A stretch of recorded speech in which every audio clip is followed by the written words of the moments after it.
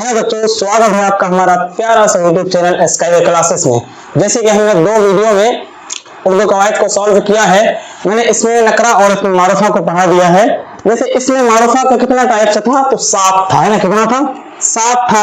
उन 7 में से एक नंबर में क्या था? इसमें अलम था, जिसको हम लोग आज सॉल्व करेंगे कि इसमें अलम है क्या। यहाँ से हर साल सवाल पूछता है, 3 से 4 नंबर का सवाल, बिल्कुल 3 से 4 नंबर ये चुटकी में आ जाने वाला है। तो इसमें अलम किसे कहते हैं? आदमी के खास नाम को क्या कहते हैं? इसमें अलम कहते हैं। फिर मैं कह रहा हूँ 10th और 12th के बच्चे घबराने की जरूरत नहीं है, आप कहीं से 1-2 क्लास कर लीजिए, उसके बाद हमारे एक वीडियो देखिए, अगर आपको अच्छा ना लगे फिर आप बताइएगा। नंबर 1 क्या है? खिताब। खिताब किसको कहते हैं? वह नाम जो सरकार से मिले, यानी सरकार के तरफ से जो नाम दिया जाए उसे क्या कहते हैं? तो उसे खिताब कहते हैं। यानी कि जो अवार्ड होता है, कोई ऐसा कारनामा हम कर बैठते हैं, चाहे वो देश के हित में हो या फिर और भी बहुत सारे चीज में देश के लिए हम कुछ अच्छा करते हैं, चाहे वो खिलाड़ी करे या बॉर्डर पर हमारे जवान करे, तो उनको बुला करके सरकार सम्मानित करते हैं, एक सम्मानजनक उनको सम्मान देने का काम करते हैं, अवार्ड देने का काम करते हैं। उसे ही क्या कहा जाता है बच्चों? खिताब कहा जाता है। जितना भी अवार्ड का नाम याद रहे आप याद रखें, और खिताब से जब भी सवाल पूछे तो दर्जे झेल में से खिताब कौन सा है, जिस भी ऑप्शन में शमसुल उलमा दिखाई दे, राय बहादुर दिखाई दे, रुस्तम जमा दिखाई दे, भारत रत्न दिखाई दे, पद्मश्री दिखाई दे, जो सा भी दिखाई दे तो धीरे से टिक करना है खिताब में। या सवाल ऐसे पूछ लेता है एग्जाम में कि ऐसा नाम जो सरकार की तरफ से दिया जाए, गवर्नमेंट की तरफ से दिया जाए, उसे क्या कहते हैं? तो बच्चों उसे क्या कहते हैं? खिताब कहते हैं। वो नाम जो सरकार से मिले उसे क्या कहते हैं? खिताब। जैसे शमसुल उलमा, राय बहादुर, रुस्तम जमा, भारत रत्न, पद्मश्री, ये सारे के सारे क्या है बच्चों? खिताब है। अब पहुंचते हैं नंबर 2 में। नंबर 2 में क्या है? लक़ब। लक़ब किसे कहते हैं? वो नाम जो अवाम के तरफ से दिया जाए, जनता के तरफ से दिया जाए। मान लीजिए कोई नेता है, जनता के बीच में घूम घूम करके काम कर रहा है और लोग उनको क्या बता रहे हैं? शेर है, ऊपर का भेजा वो फरिश्ता है, बहुत ऐसा नाम देते हैं, बहादुर है, ये बहुत सारा नाम देते हैं जिनको हम, कोई उर्दू में अच्छा है तो बाबा उर्दू कह दिए, कोई इंग्लिश में अच्छा है बाबा इंग्लिश कह दिए।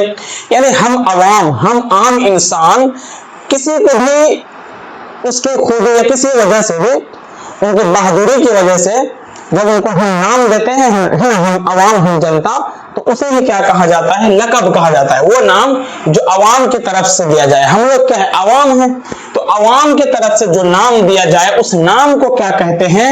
तो लक़ब कहते हैं। जैसे बुलबुले हिंद, ये हम लोग देते हैं किसी को ऐसा नाम। बाबा उर्दू, ये नाम हम अवाम ही देते हैं। मूसा कलीमुल्लाह, शेर बहादुर वगैरह वगैरह। तो इतना याद रखना है आपको, ऐसा नाम जो अवाम के तरफ से दिया जाए उसे क्या कहते हैं? तो उसे लक़ब कहा जाता है। नंबर 3 में क्या है? तखल्लुस। क्या है? तखल्लुस। तो तखल्लुस किसे कहते हैं? ऐसा नाम जो शेरो शायरी में इस्तेमाल किया जाए, कोई भी शेरो शायरी में जो नाम इस्तेमाल करता है उसे ही क्या कहते हैं? तो उसे ही तखल्लुस कहते हैं। यानी कि वो नाम जो शायरी में इस्तेमाल किया जाए उसे क्या कहते हैं? तखल्लुस कहते हैं। जैसे शबनम कमानी का तखल्लुस क्या है? तो शबनम है। तो मिर्जा गालिब का तखल्लुस क्या है? गालिब है। मीर अनीस का तखल्लुस क्या है? तो अनीस है। उसी तरीके से आतिश लखनवी का तखल्लुस क्या है? तो आतिश है। यानी कोई भी शायर अपना शेरो शायरी में लास्ट में एक नाम इस्तेमाल करता है, उसी नाम को क्या कहते हैं? तो उसी नाम को तखल्लुस कहते हैं। तो जब भी ऐसा सवाल पूछे तो दर्जे झेल में से मिर्जा गालिब का तखल्लुस कौन सा है? तो मिर्जा गालिब का तखल्लुस कौन सा है? गालिब है।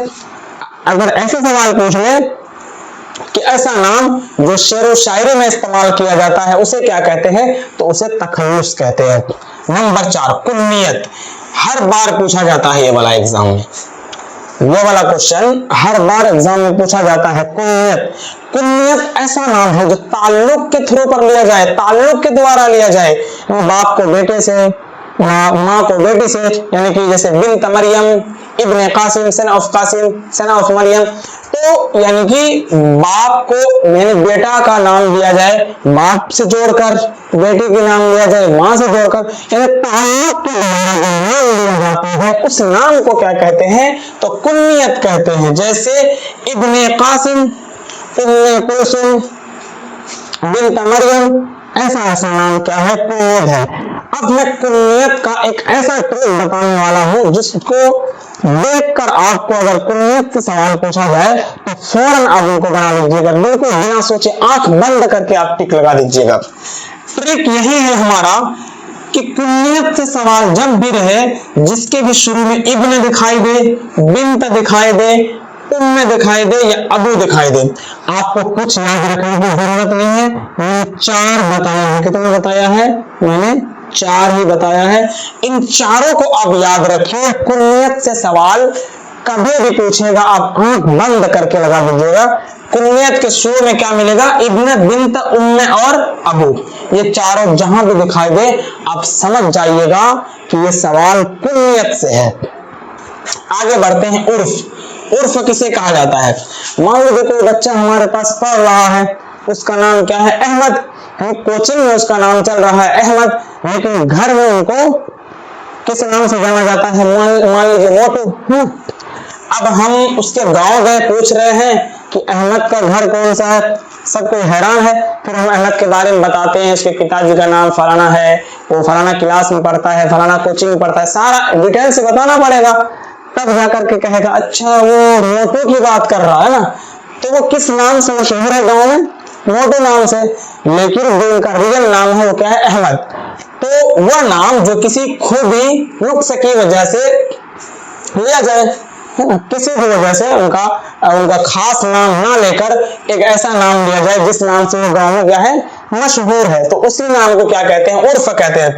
जैसे कालू, छोटू, मोटू, मंगला, बुद्धू वगैरह वगैरह, ये सारे का सारे नाम क्या है बच्चों, तो इसी को कहते हैं उर्फ, है ना, जो कि रियल नाम से तो मशहूर नहीं होता है, लेकिन एक ऐसा नाम होता है जिस नाम से सब पूरे गांव में क्या होता है, मशहूर होता है। तो इसमें अलम का कुछ ये 5 टाइप्स था जो कि मैंने बहुत ही आसान तरीके से आप लोगों को बताया है। उम्मीद है कि बिल्कुल आपके दिमाग में घुस गया होगा।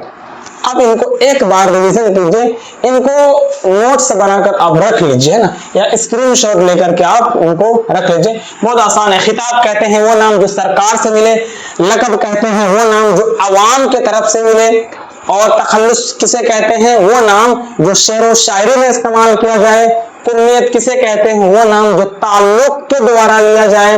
उर्फ किसे कहते हैं, वो नाम जो किसी को उनकी नुक्स या खूबी की वजह से लिया जाए। तो कुछ ये था हमारा इसमें अलम। जैसे कि हमने इसमें अलम को पढ़ लिया है, और दूसरा नंबर में क्या था, इसमें ज़मीर। तो इसमें ज़मीर किसे कहा जाता है, जिसे हम कह सकते हैं प्रोनाउन। क्या कह सकते हैं, प्रोनाउन, यानी कि नाम के बदले में जो शब्द का इस्तेमाल किया जाता है उसे क्या कहते हैं, तो इसमें ज़मीर कहते हैं। तो यहाँ पर इसमें ज़मीर कि कितने टाइप्स है, तो 5 है। कितने हैं, 5 है। नंबर 1 क्या है, ज़मीर मुतलक, उसी को कहते हैं ज़मीर शख्सी। ज़मीर मुतलक भी उसी को कहते हैं और ज़मीर शख्सी भी उसी को कहते हैं।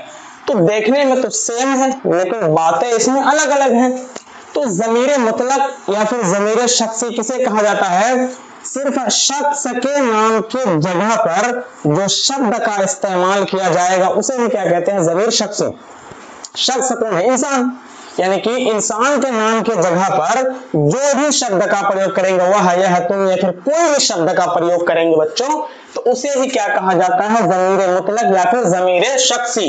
सिर्फ शख्स के, आदमी के नाम के जगह पर जो शब्द इस्तेमाल करेंगे। अब ज़मीर शख्सी या फिर ज़मीर मुतलक, इनको भी 3 भागों में बांटा गया है। कितना, 3। Number 1, number 2, number 3। नंबर 1 में क्या है, ज़मीर मुतकल्लिम। मुतकल्लिम का मतलब होता है बोलने वाला, जो भी व्यक्ति बोल रहा है वो क्या है, मुतकल्लिम है। तो मुतकल्लिम का मतलब क्या होता है, जो बोल रहा है वही मुतकल्लिम है। और ज़मीर का मतलब जो इसम के बदले में जो शब्द का इस्तेमाल किया जाता है उसे ज़मीर कहते हैं। तो ज़मीर मुतकल्लिम किसे कहा जाता है? ज़मीर मुतकल्लिम का मतलब होता है कि बोलने वाला सिर्फ बोल रहा है ना, अपने लिए बोल रहा है, बोलने वाला कुछ भी बोल रहा है, तो बोलने वाला इंसान जो है उसी को क्या कहेंगे? ज़मीर मुतकल्लिम कहेंगे। जैसे मैं, हूँ या फिर हो सब, मान लो मैं, हम बोले या फिर हम सब बोले, उसमें बोलने वाला भी आएगा और सुनने वाला सभी आएगा ना।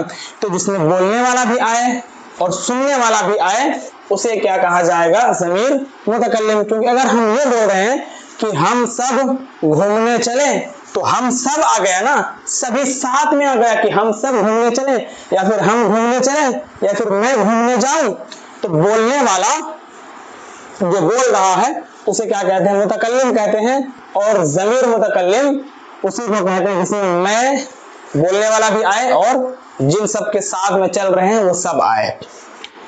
उसी तरीके से ज़मीर हाजिर, ज़मीर हाजिर में क्या है? बोलने वाला तो बोल देता है, ज़मीर हाजिर यानी सामने जो भी हाजिर है उसके लिए जो भी शब्द का प्रयोग करेंगे उसे क्या कहा जाएगा? ज़मीर हाजिर। यानी कि मैं बोल रहा हूं तुम उठो, या फिर तुम लोग उठो, किसी को बोल रहे हैं कि तुम उठो, तुम खड़े हो जाओ, या फिर बोल रहे हैं तुम लोग उठो, तुम लोग खड़े हो जाओ, तुम सब खड़े हो जाओ, तुम सब यहाँ आओ। तो इसमें बोलने वाला तो नहीं आएगा, सिर्फ सुनने वाला आएगा। तो जिसमें सुनने वाला, चाहे वो एक आदमी हो चाहे एक से ज्यादा आदमी हो, सुनने वाले को ही क्या कहते हैं? ज़मीर हाजिर कहते हैं। और ज़मीर गायब किसे कहते हैं? मान लो क्लास में कुछ बच्चे नहीं आए, अब हम बोल रहे हैं कि वह बच्चा पढ़ने नहीं आया, या फिर वह बहुत खराब था, या फिर वह सब अच्छा नहीं था ना।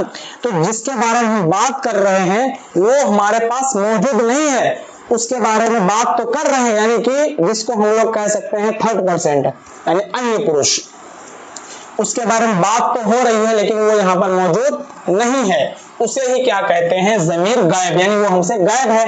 जैसे बोलेंगे वह बहुत अच्छा था, या फिर वह बहुत खराब था, वह लोग नहीं आया, वह सब बहुत बेकार था, है ना। उसके बारे में बात कर रहे हैं लेकिन वो यहाँ पर मौजूद नहीं है। तो कुछ ये था तीन, ज़मीर मुतलक बोलने वाला आए, ज़मीर हाजिर सुनने वाला, ज़मीर गायब जिसके बारे में बात कर रहे हैं वो यहाँ पर मौजूद नहीं है, उसे क्या कहा जाएगा? ज़मीर गायब कहा जाएगा। अब नंबर 2 में क्या है? ज़मीर इस्तफ़हामी। क्या है? ज़मीर इस्तफ़हामी, ज़मीर इस्तफ़हामी।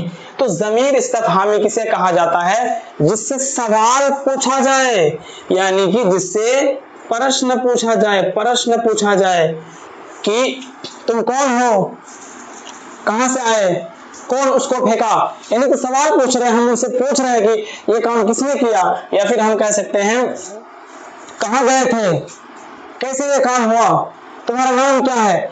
अगर किसी से हम सवाल पूछ रहे हैं उसे ही क्या कहा जाता है? ज़मीर इस्तफ़हामी।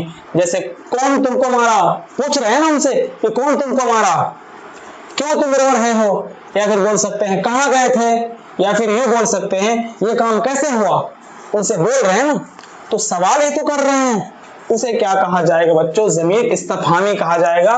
नंबर 3 में क्या है? ज़मीर मौसूली। क्या है? ज़मीर मौसूली। तो ज़मीर मौसूली किसे कहा जाएगा? ये वो शब्द है जो अकेले रहने पर अपना मीनिंग नहीं बताता है ना। कोई भी सेंटेंस में जब तक ये नहीं जुड़ेगा उस सेंटेंस का, उस वाक्य का मीनिंग नहीं निकल कर आएगा। जैसे जिसने मेरी कलम चुराई वो मुझे वापस कर दो। अगर सिर्फ ये बोलेंगे कलम चुराई तो समझ में आएगा क्या? नहीं।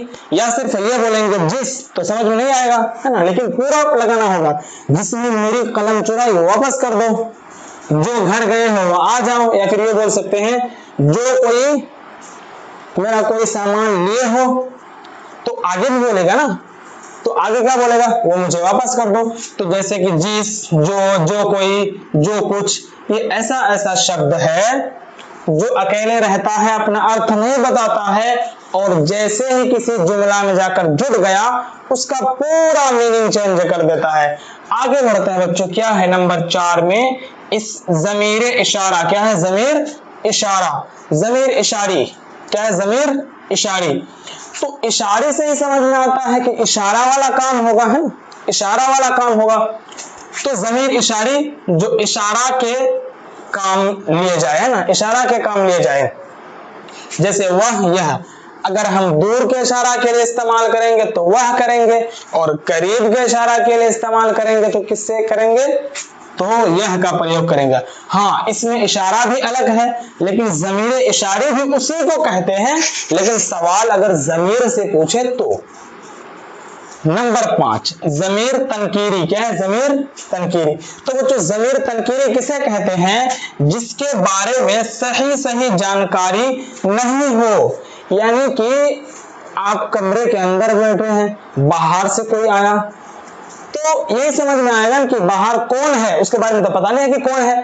तो बाहर से कोई कह रहा है कि कोई आया है, उसके बारे में पता है कि कौन आया है? नहीं, सिर्फ क्या बोला गया कि कोई आया है, तो उसके बारे में तो पता नहीं है, तो उसे ही क्या कहा जाएगा? ज़मीर तनकीरी। अब ये बोल सकते हैं कि पिताजी ने बाजार से कुछ लाया है, कुछ लाया है, उसके बारे में तो पता नहीं है कि क्या लाया है, तो जिसके बारे में सही जानकारी ना हो, जिसके बारे में पता ना हो, उसे ही क्या कहते हैं? ज़मीर तनकीरी।